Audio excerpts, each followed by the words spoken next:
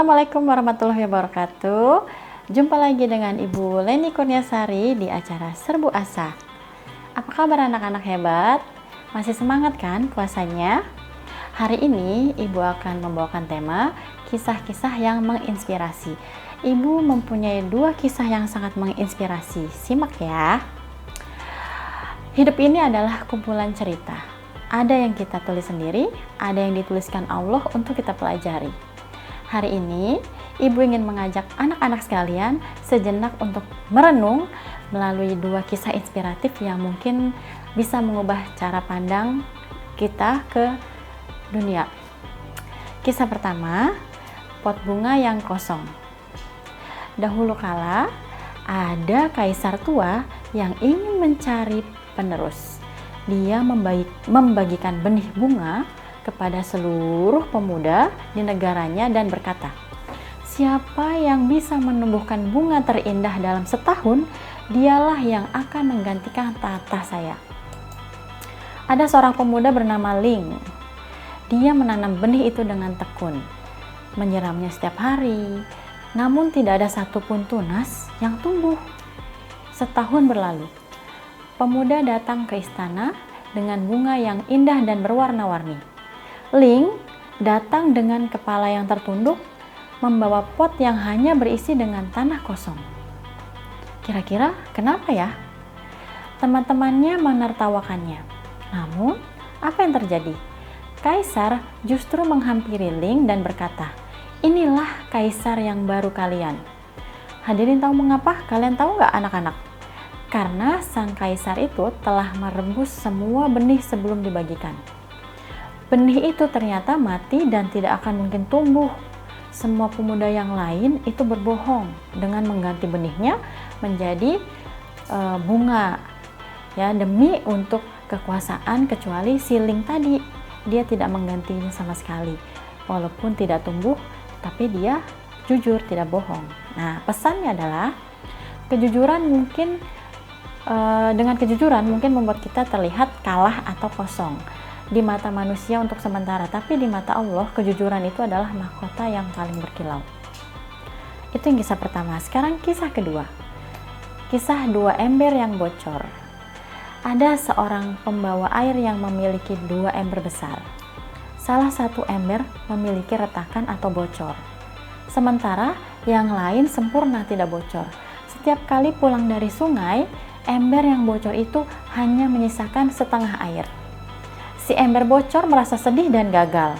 Dia berkata pada pemiliknya, maafkan aku tidak berguna karena membuang-buang airmu, katanya.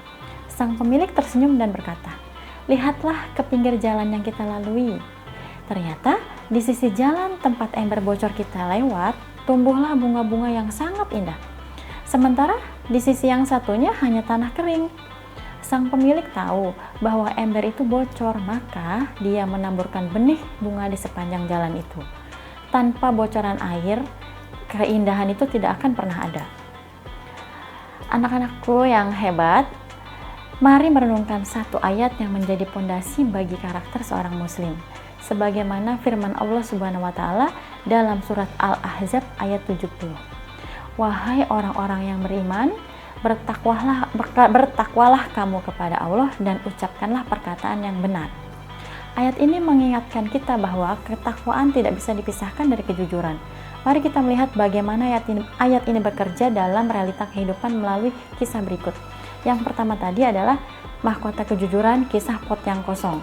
Tadi kita mendengar kisah dari Ling, pemuda yang membawa pot bunga ke hadapan si kaisar di saat pemuda lain mengganti benih yang mati dengan bunga yang mekar demi jabatan, tapi Ling memilih untuk jujur meskipun dia merasa malu.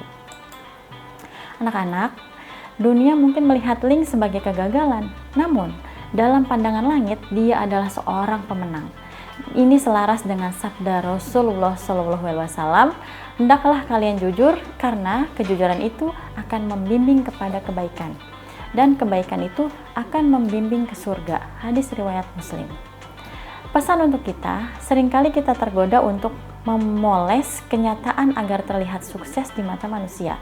Kita berbohong dalam ulangan, mencontek, mengerjakan tugas, kita menutupi semua kekurangan dengan kepalsuan. Tapi ingatlah, lebih baik membawa pot kosong dengan kejujuran daripada membawa bunga yang indah tapi hasil dari kebohongan. Yang kedua, berdamai dengan kekurangan, yaitu dari kisah ember yang bocor tadi. Lalu bagaimana dengan kita yang merasa penuh kekurangan seperti ember yang bocor tadi ya? Kita itu sering mengeluh. Mengapa saya nggak sepintar dia? Mengapa nilai saya tidak sebagus dia? Mengapa saya tidak seberani dia misalnya?